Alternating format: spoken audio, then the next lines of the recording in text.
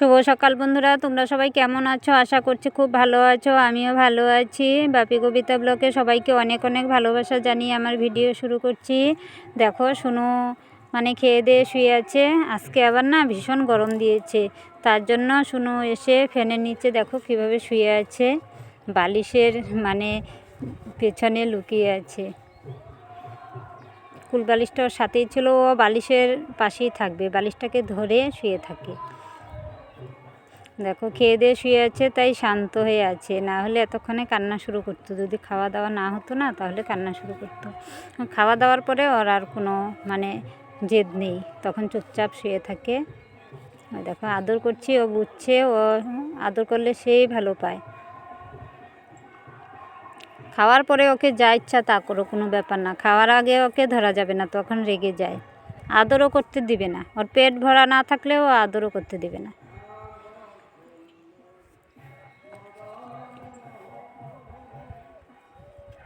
দেখো আজকে আবার ভীষণ গরম দিয়েছে জানো। এই 2-3 দিন তো বৃষ্টিও হয়েছে, আকাশটা মেঘ ছিল, হাওয়া বাতাস হয়েছিল, খুব ভালোই ছিলাম। এখন আবার আজকে রোদ দিয়েছে। দেখো কয়েকদিনে গাছগুলো না একটু ভালো হয়েছিল, বৃষ্টি হয়েছে, বৃষ্টির জল পেয়ে গাছগুলো সেই সুন্দর হয়েছে। না হলে আগে রোদের জন্য, বৃষ্টির জন্য গাছগুলো না একদম শুকিয়ে গিয়েছিল। দেখো বস্তার মধ্যে ভরে রেখেছিল পাথরগুলো। দেখো এখানে ছাগল উঠে উঠে বস্তাগুলো ছিঁড়ে পাথরগুলো কিভাবে নিচে ফেলে দিয়েছে সব। কত পাথর যে নষ্ট হলো আমাদের। ছাগলের জন্য কিচ্ছু রাখতে পারি না। এই দেখো আমলকি গাছটা কি সুন্দর তাজা হয়ে কত বড় হয়েছিল, পাতা ছেড়ে। দেখো পাতার আগালগুলো না সব ছাগলে খেয়ে নিয়েছে। আমাদের এদিকে না ছাগলের জন্য না কিছু করা যায় না। এই দেখো সবগুলোর মাথা খেয়ে নিয়েছে।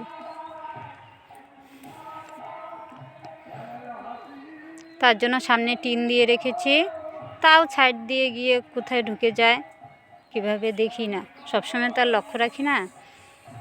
দেখো গাছগুলো বৃষ্টির জল পেয়েছে না, এখন আবার ফুল ফুটবে। সব গাছ সুন্দর হয়ে গেছে। পেয়ারাগুলো এখন ভালো হবে, না হলে এতদিন না রোদ্রে সব ঝরে ঝরে পড়ে গেছিলো।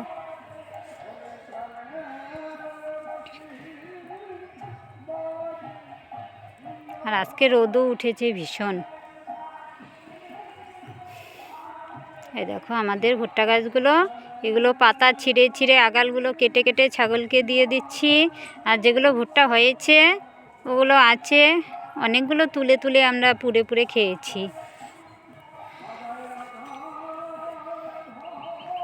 বললাম না বেশি বড় হয় নাই, কারণ আমাদের ভুট্টাগুলো লাগানো না খুব ঘন হয়ে গেছিলো, তার জন্য বেশি বড় হতে পারে নাই, না হলে অনেক বড় বড় হতো।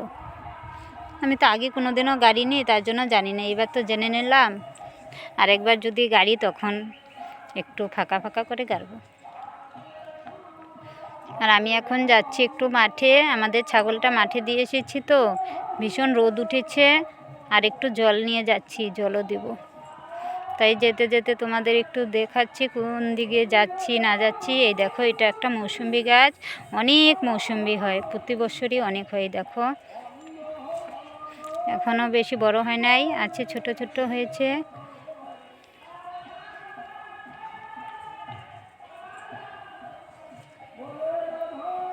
এটা কুমোর ক্ষেত।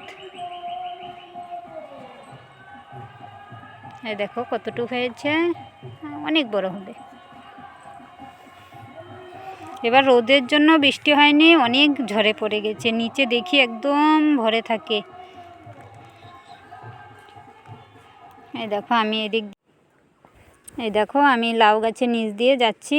এখন আমি ছাগলে এখানে যাব জল নিয়ে। এই দেখো এদিকে ভুট্টা নেড়ে দিয়েছে। এই দেখো ভুট্টাগুলো কি সুন্দর রং হয়েছে। এই দেখো আমি পাশ দিয়ে যাচ্ছি, এদিকে আবার ভুট্টা লাগিয়েছে, ক্ষেত দিয়ে যাওয়া যায় না, তাই আমি সাইড দিয়ে যাচ্ছি।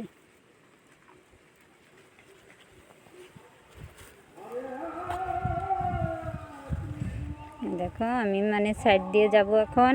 আর যদি ভুট্টা ক্ষেত দিয়ে আসি তাহলে তাড়াতাড়ি হয়, কিন্তু ক্ষেত দিয়ে তো যাওয়া যাবে না, গাছ ঠাছ নষ্ট হয়ে গেলে। দেখো আমি জল নিয়ে এসেছি,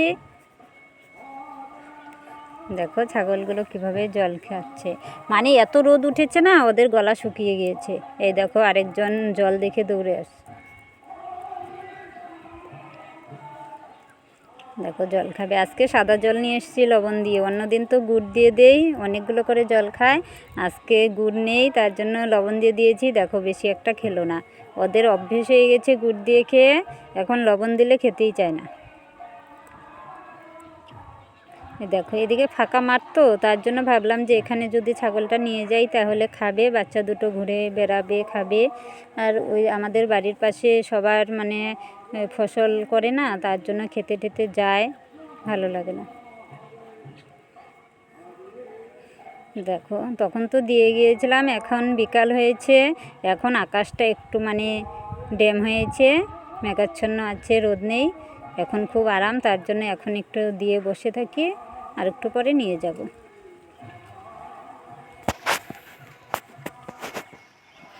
ওদের খাওয়া দাওয়া হলে নিয়ে যাব, এতক্ষণ বসেই থাকবো, কারণ ভুট্টা ক্ষেতের পাশে দেই না, যদি শিয়াল বেরিয়ে আমাদের বাচ্চাগুলো নিয়ে যায়, তার জন্য বসে থাকতে হয়। আমি বসে থাকি, না হলে আমার ছেলে বসে থাকে। আগে এখানে আনিনি, আজকেই প্রথম আনলাম, কারণ কি ওদিকে মানে ক্ষেত না, বাচ্চাগুলো তো বেঁধে রাখা যায় না, ছোটো ছোটো, কোথাও গেলে ক্ষেতের মানে ফসলগুলো নষ্ট করবে, তার জন্য ভালো লাগে না। ভাবলাম যে এখানে নিয়ে গেলে একটু ছেড়ে দেওয়া যাবে, তার জন্য এখানে নিয়ে এসে একটু বসে আছি। এই দেখো চারপাশে ভুট্টা ক্ষেত, এগুলো ভুট্টা মানে শুকিয়ে গেছে। এই দেখো মানে মাঠটা অনেক বড়, ফাঁকা আছে, এখানে দিয়ে গেলে সারাদিন খেতে পারে, কিন্তু দেখে রাখতে হয়। এই দেখো মানে আজকে আকাশটাও খুব, দিনের বেলা খুব রোদ ছিল, এখন বিকেলের দিকে একটু মানে আকাশটা ড্যাম হয়েছে, রোদ নেই, মেঘ মেঘ, বৃষ্টি হতে পারে, মানে হাওয়াও আছে, এখন একটু আরাম, তার জন্য একটু মাঠে বসে আছি। এখন একটু খেলে 1-1.5 ঘন্টা পরে নিয়ে চলে যাব। আমি ভাবলাম যে এখানে আসছি তোমাদের সাথে একটু শেয়ার করি, ফাঁকা মাঠ কত সুন্দর দেখতে। এই দেখো কি সুন্দর দেখা যাচ্ছে, আর গাছপালা তো অনেক সুন্দর দেখা যায়। আমাদের বাড়ির চারপাশে না গাছপালা ভীষণ, আমি গাছ কাটতে দিই না, কারণ গরমের দিন যদি গাছ না থাকে না, তাহলে আরও বেশি গরম লাগে জানো। ঘরের উপর গাছের ছায়া যদি না পড়ে, তাহলে ঘর একদম রোদে পুড়ে যায়, ভীষণ গরম লাগে। আর আমাদের ঘরের উপরে গাছ আছে, অত একটা গরম লাগে না। দেখো চারদিকে গাছপালা, জল খেয়েছে, এখন অল্প আছে।